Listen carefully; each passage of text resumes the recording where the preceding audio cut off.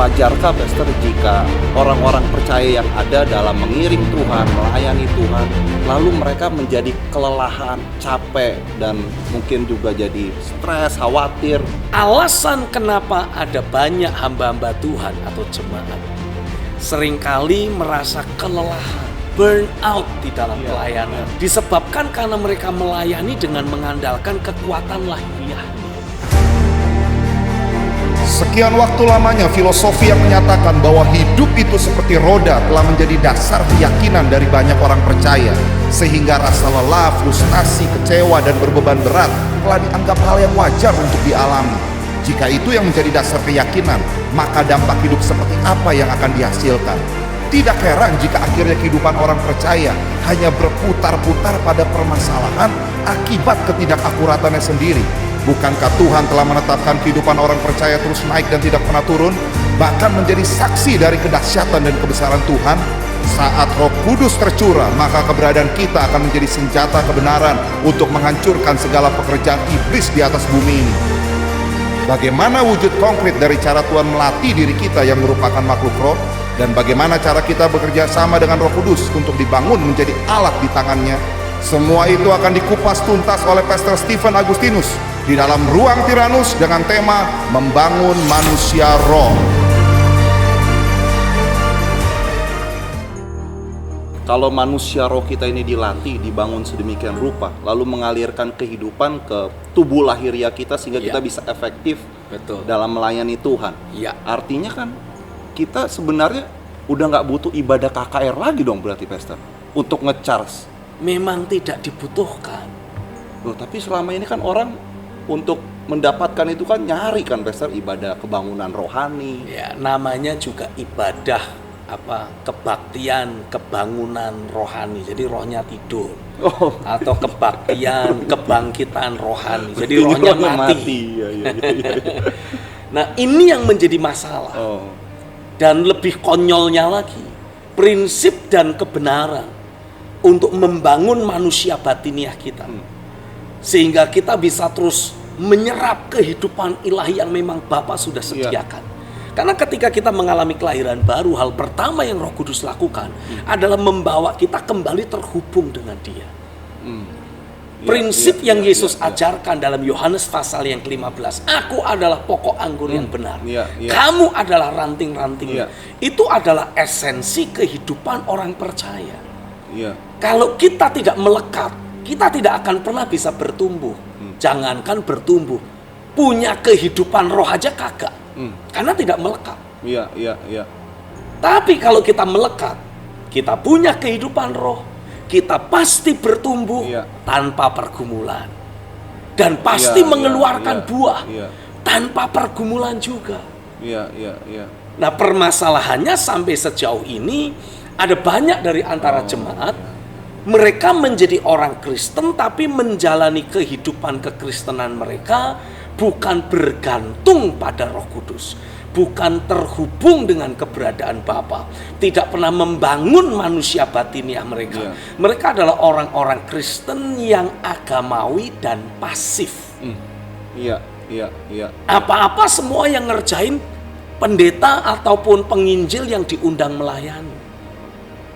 Siapa dari saudara yang sakit, katanya, maju ke depan, saya akan doa, mujizat pasti terjadi.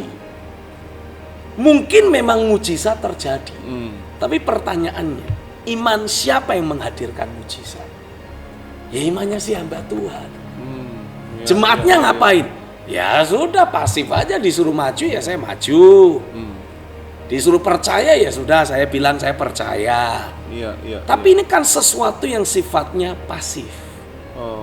Sementara yang aktif bergerak, aktif melayani, mengimpartasikan mujizat dan kesembuhan, menghadirkan pekerjaan roh adalah si hamba Tuhannya. Jadi hamba Tuhan yang bertumbuh, sedangkan kehidupan jemaat ini tidak tetap diajarkan aja ya begitu saja. Betul.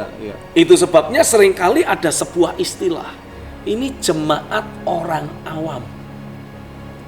Sementara sebetulnya arti kata awam adalah bodoh dan tidak tahu apa-apa. Nah, Tuhan tidak mau saudara terus menjadi jemaat orang awam. Tuhan tidak menghendaki engkau tetap bodoh dan tidak tahu apa-apa. Tuhan menghendaki engkau terus mengalami pekerjaan roh dalam dirimu.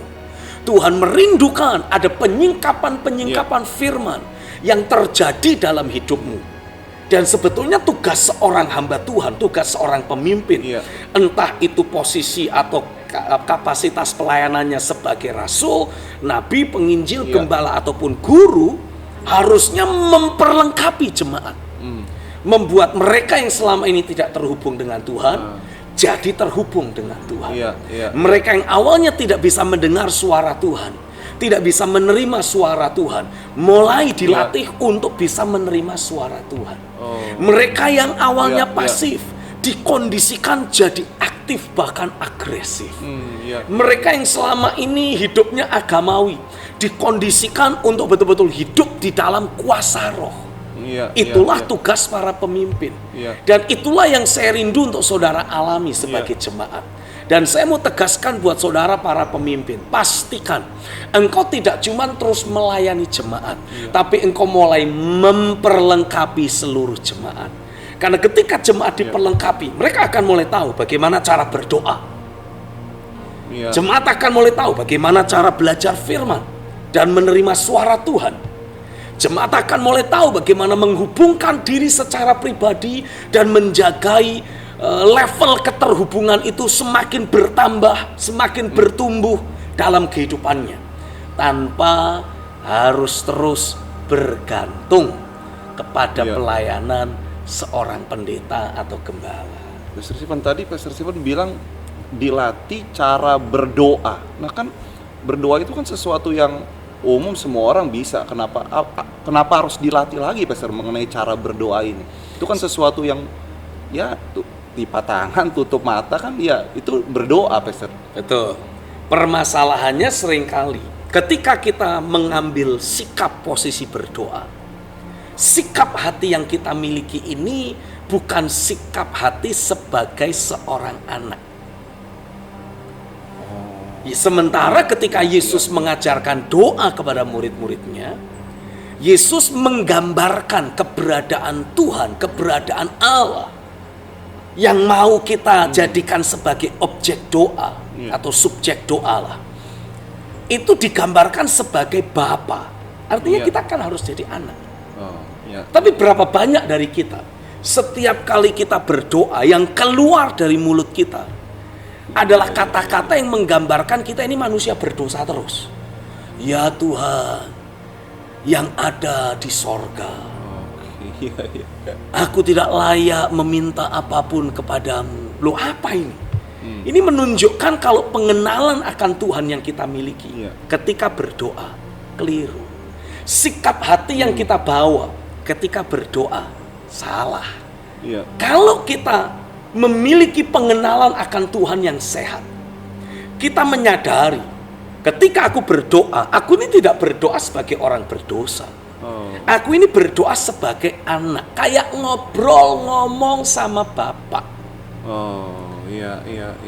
Nah, banyak orang yang tidak memahami atau oke lah mereka tahu, tapi belum tertanam, belum masuk sehingga terekspresi lewat kehidupan doa sehari-hari mereka. Jadi kata-katanya juga bahkan kadang jadi formil banget begitu ya, Pastor? Bukan cuma formil, kadang-kala juga jadi lucu dan menggemaskan. Kalau kita tidak bisa berkata menjengkelkan gitu. Oh Bapa yang ada di sorga, yang kami puja dan kami sembah di dalam nama Tuhan Yesus Kristus. Hamba-Mu datang menghampirimu, hamba yang tak berdaya, yang lemah, hina dina. Kan kayak gitu-gitu seringkali doanya. Sementara perhatikan bagaimana Yesus berdoa. Kalau kita membaca dalam Injil Yohanes pasal yang ke-11. Ketika pada waktu itu Lazarus sudah dikuburkan. Orang banyak sedang berkasak kusuk dan berkata, masakan dia tidak bisa berbuat apa-apa? Alkitab menceritakan dalam kemasygulan hatinya, dalam kegundahan hatinya, Yesus menaikkan sebuah doa. Tapi doa yang dia ucapkan, kata-kata yang keluar dari mulutnya, powerful. menunjukkan posisi rohaninya sebagai seorang anak.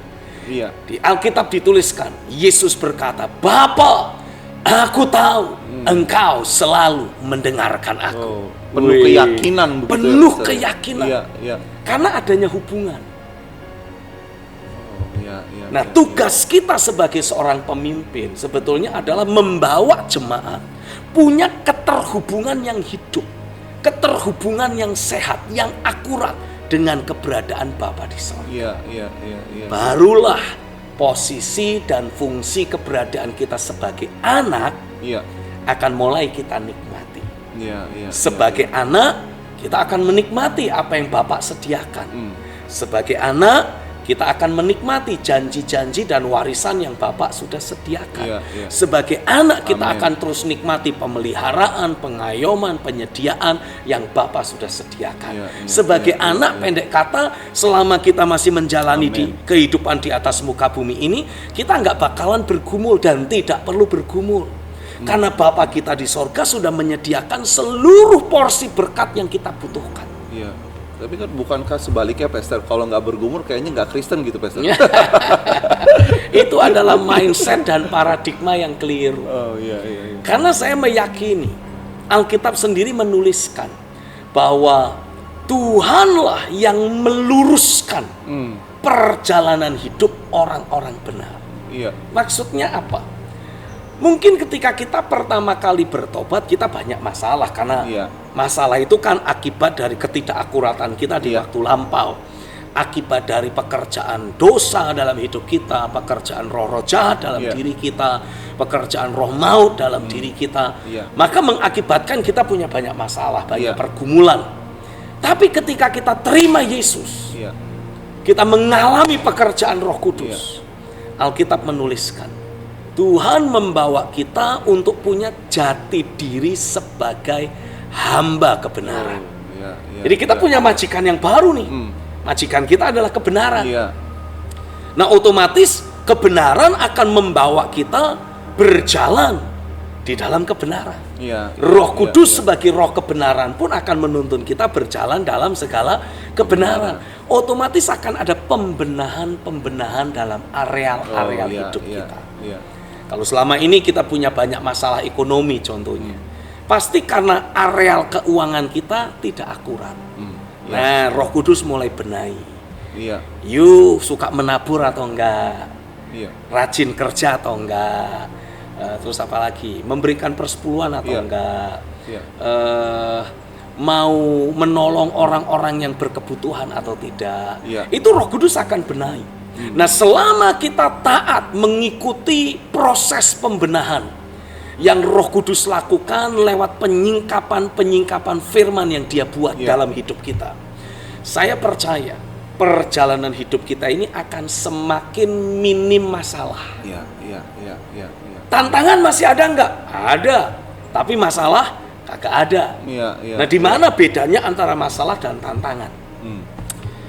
Kalau saya belajar dari Alkitab, masalah itu selalu disebabkan karena ketidakakuratan kita.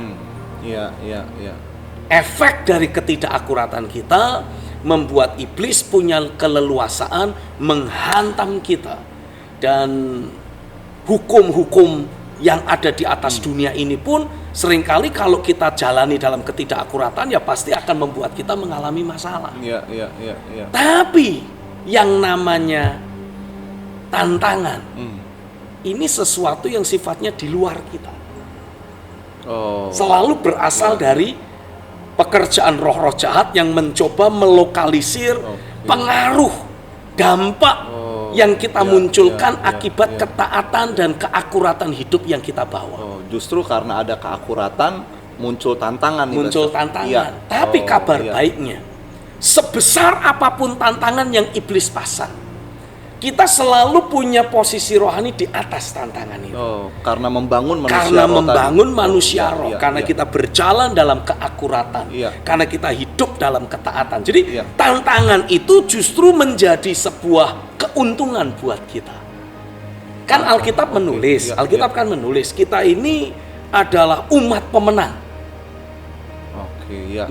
Bagaimana kita layak boleh bisa disebut sebagai umat pemenang kalau nggak pernah ada peperangan, tidak pernah ada pertandingan. Ya, kurang lebihnya kira-kira begini. Saya undang Gideon ke rumah saya. Lalu Gideon melihat, wih, di pojok ruangan sana Pak Stephen punya lemari gede, banyak piala. Wih, menarik ini. Datang dideketin, piala apa ini ya? Kok tidak ada tulisan yang menjelaskan ini kejuaraan apa, juara nomor berapa. Jadi kemudian Gideon tanya sama saya, Pak Stephen, Bapak punya banyak piala, Bapak ikut kejuaraan apa saja? Saya menjawab, enggak, saya emang nggak pernah ikut kejuaraan apa-apa. Dulu pernah main bulu tangkis tingkat RT, kalah, nggak pernah menang. Lah, ini kok punya banyak piala? Oh, itu saya beli dari toko souvenir. Ya tentu saja semua orang yang dengar itu ketawa. Karena seharusnya piala adalah wujud atau merupakan simbolis pencapaian-pencapaian yang pernah kita raih. Pernah ikut pertandingan A, menang. Ya mungkin bukan juara 1, katakanlah cuma juara 3, tapi toh tetap ada achievementnya, ada upayanya. Apalagi kalau juara 1, wah ini medali apa ini? Juara Olimpiade. Nah kalau ini piala apa? Oh itu waktu piala memenangkan kejuaraan nasional. Kan keren. Nah ini pialanya banyak tapi beli dari toko souvenir. Nah demikian pula kita. Masa kita dibilang umat pemenang? Menang dari apa? Nggak dari apa-apa sih. Kan nggak mungkin. Nggak mungkin banget. Nah, tantangan demi tantangan yang iblis hadirkan karena ingin melokalisir pengaruh dan dampak yang kita munculkan akibat kita taat dan hidup akurat, itu adalah kesempatan untuk kita mengoleksi piala-piala baru. Jadi makin besar tantangannya, ini kejuaraannya makin bergengsi. Kalau kita berhasil mengalahkan itu semua, kita punya piala yang layak untuk kita banggakan. Jadi ketika saudara sebagai orang percaya mengalami ada banyak tantangan, engkau menerima mujizat karena menaklukkan tantangan yang ada, engkau meraih kemenangan, engkau punya kesaksian, itu piala saudara. Jadi ketika Tuhan berkata, kamu akan menerima kuasa kalau Roh Kudus turun ke atas kamu. Dan Tuhan bilang lebih lanjut, kamu akan menjadi saksiku. Artinya apa? Ada yang dia saksikan. Nah yang dia saksikan apa? Bukan cuma Yesus yang ditulis di Alkitab mati di atas kayu salib atau lahir dari perawan Maria. Tapi yang dia saksikan adalah Yesus yang hidup dalam dirinya, yang membawa dia mengalami kemenangan. Oh itu justru kesaksian yang dicari, yang ditunggu, yang dinanti oleh semua orang di atas muka bumi ini. Karena mereka sendiri udah kelelahan, udah terlalu banyak masalah, tantangan yang menekan hidup mereka. Dan ketika kita datang dengan membawa kesaksian kemenangan, itu pasti membuat mereka semua punya kerinduan, punya keinginan untuk menikmati dan mengalami kemenangan yang sama.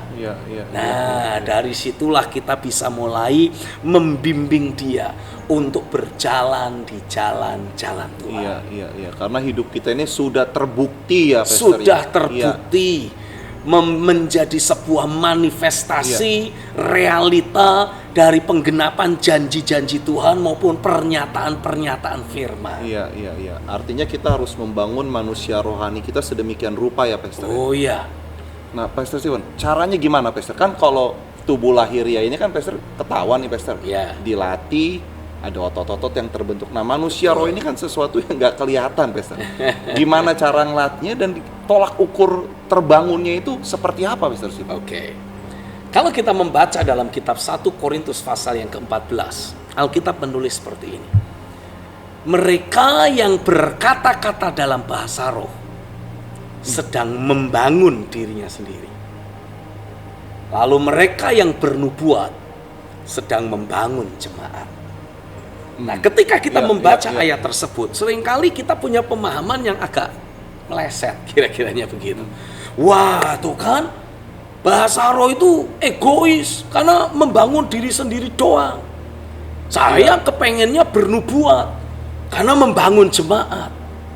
Jadi bahasa roh dibilang nggak perlu. Nggak penting, nggak perlu. Yang penting kan bernubuat, membangun jemaat. Nah, tapi Tuhan memberikan pemahaman kepada saya seperti ini. Bagaimana kamu mau membangun jemaat kalau kamu sendiri tidak pernah membangun dirimu? Oh, ya itu yang masuk akal seperti itu ya, Pastor. Iya. Iya. Sejauh mana kamu sudah membangun manusia rohmu? Iya. Maka sejauh itulah Tuhan akan pakai kamu untuk membangun jemaat. Iya. Nah, jadi dari statement dan pernyataan firman tersebut, saya menarik sebuah pelajaran. Kalau kita ingin membangun manusia roh kita, maka mau tidak mau, kita harus praktek doa bahasa roh. Nah, masalahnya nih, permasalahannya ini, dalam dunia kekristenan, bab bahasa roh itu jadi perdebatan sengit, Pastor. Itu menjadi perdebatan yang tidak pernah habis-habisnya. Dari sejak tahun 1900-an awal, ketika pertama kali dalam sejarah gereja Tuhan, untuk yang kesekian kalinya Roh Kudus kembali dicurahkan setelah gereja masuk abad kekelaman. Setelah gereja melewati abad kekelaman, untuk pertama kalinya Roh Kudus kembali dicurahkan dan disertai dengan tanda berkata-kata dalam bahasa roh. Itu kontroversi dan perdebatannya tidak pernah selesai sampai sekarang. Bahkan sampai ada yang berkata bahwa bahasa roh ini juga dari setan, begitu, Pastor. Sampai bahkan ada yang menegaskan bahasa roh itu dari setan. Tapi juga ada kelompok-kelompok tertentu yang bahkan berani menegaskan kalau kamu tidak terima baptisan Roh Kudus, kamu tidak selamat. Wah, ini banyak ekstrim. Ini banyak pemahaman ekstrim yang saling bertentangan. Iya.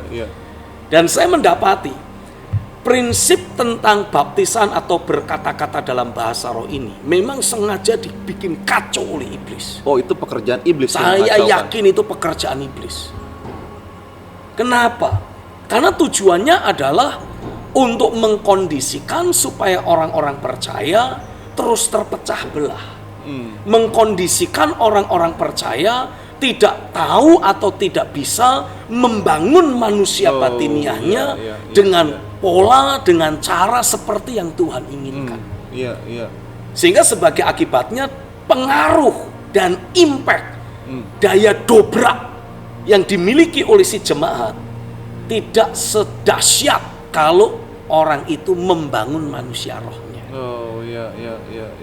Jadi sengaja dibikin kacau, sengaja dimunculkan berbagai macam paham, berbagai macam pengertian yang makin memperkeruh suasana dan memperkeruh kondisi keadaan pengajaran dalam gereja Tuhan. Tapi kan Pastor Sion, maksudnya mereka-mereka yang berdebat ini, Pastor, itu semua kan punya ayatnya masing-masing nih, Pastor. Betul. Nah, itu bagaimana nih pemahaman gambaran yang Tuhan berikan kepada saya? Ini kurang lebihnya sama kayak seperti 4 orang buta yang sedang diajak jalan-jalan ke kebun binatang. Nah, kemudian sang pemandunya berkata, ini gajah, gitu ya. Ada satu orang buta yang pegangnya telinga gajah. Oh, oke, kayak kipas ternyata. Ada satu lagi yang pegang belalai gajah. Oh, kayak apa itu namanya, selang. Selang. Ada lagi yang ketiga pegang kaki gajah. Oh, ternyata gajah itu kayak pohon kelapa. Nah, ada satu lagi yang dipegangin perutnya gajah. Oh, ternyata ini kayak beduk gitu kira-kira. Nah, setelah selesai itu mereka cuman menangkap paradigma itu secara pribadi. Setelah selesai jalan-jalan pulang ke rumah, nah di rumah ini 4 orang tadi berdiskusi, kira-kiranya kayak gitu. Oh, baru tahu saya ternyata gajah itu kok kayak tiang, kayak pohon kelapa. Nah, itu kan buat orang yang pegang kakinya. Nah buat yang pegang kuping langsung komplain, salah kamu.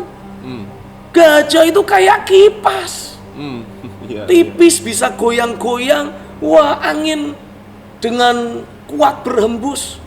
Nah buat yang pegang belalainya komplain dia, salah kamu, sesat kamu. Nah, kira-kiranya kan kayak gitu. Sesat kamu, nipu kamu. Gajah itu kayak apa itu, selang. Nah, yang pegang perutnya berkata, kalian semua ini sudah tersesat, dasar buta, sesat keras kepala lagi. Gajah itu seperti tambur. Nah, kenapa? Karena dia pegang perutnya.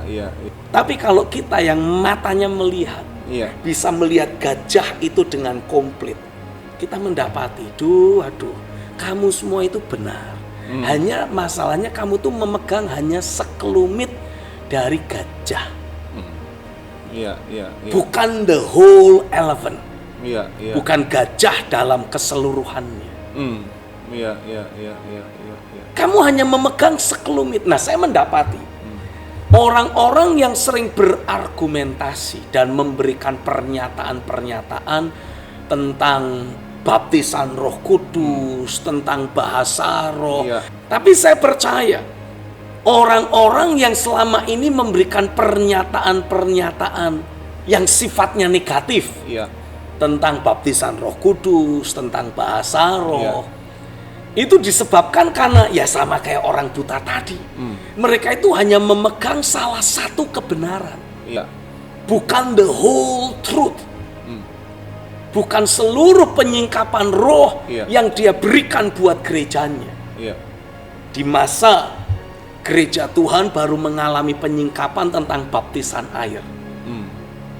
Hamba-hamba Tuhan membaptiskan orang-orang percaya di dalam nama Bapa dan Putra dan Roh Kudus. Dibaptis selam. Katakanlah seperti itu. Karena memang pemahamannya baru sampai di situ, maka mereka berkata, "Loh, aku itu sudah terima baptisan Roh Kudus.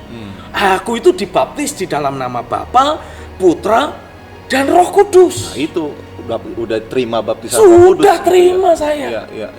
Nah, tanpa dia ketahui bahwa pekerjaan Roh Kudus di dalam gerejanya itu terus mengalami progresivitas. Penyingkapan firman pun terus terjadi secara progresif. Nah, Tuhan singkapkan satu kebenaran firman tentang baptisan roh, terlepas dari baptisan air. Ditandai dengan orang yang bersangkutan mengalami secara pribadi bagaimana roh memenuhi dia dengan kuasa, membuat dia menjadi pribadi yang berbeda. Dan ditambah juga roh yang dicurahkan tersebut ada tanda lahiriahnya, yaitu berkata-kata dalam berbagai bahasa yang dia tidak paham, bahasa asing yang dia tidak mengerti. Diistilahkan dengan bahasa roh. Buat orang yang selama ini hanya punya pemahaman, aku sudah dibaptis di dalam nama Bapa, Putra, dan Roh Kudus. Ya sudah. Selama orang yang bersangkutan kekeh tidak membuka pikiran dan hatinya untuk mengalami progresivitas penyingkapan pewahyuan firman, ya dia akan terus ngotot. Dia akan terus berkata, aku sudah kok dibaptis di dalam Roh Kudus. Aku waktu dibaptis itu dibaptis di dalam nama Bapa, Putra, dan Roh Kudus. Nah, buat orang yang sudah mengalami penyingkapan progresivitas pewahyuan firman, bahkan mengalami pengalaman baptisan Roh Kudus dengan tanda berkata-kata dalam bahasa roh, mereka akan berkata, no, yang kau alami itu cuma baptisan air. Hanya engkau dibaptis air di dalam nama Bapa, Putra, Roh Kudus. Nah, ini ada pengalaman baru. Ada pengalaman lagi yang Tuhan sediakan, yang Tuhan berikan untuk kita yang mau percaya. Nah, untuk menjembatani ini saja, itu perdebatannya bisa puluhan dan ratusan tahun. Entah berapa banyak gereja pecah dan terbangun menjadi sinode baru. Ya sampai sekarang ya. Sampai Pastor, sekarang ini. Iya. Gitu. Nah, apa yang seharusnya kita lakukan? Ya, yang dibaptis di dalam nama Bapa, Putra, Roh Kudus tidak salah. Yang mengalami pengalaman baptisan roh secara pribadi juga tidak salah. Yang harus kita lakukan apa? Ya lihat bahwa ini adalah bagian dari progresivitas pewahyuan yang Tuhan ingin berikan. Oh, jadi maksudnya Pastor, dua hal itu harusnya dialami.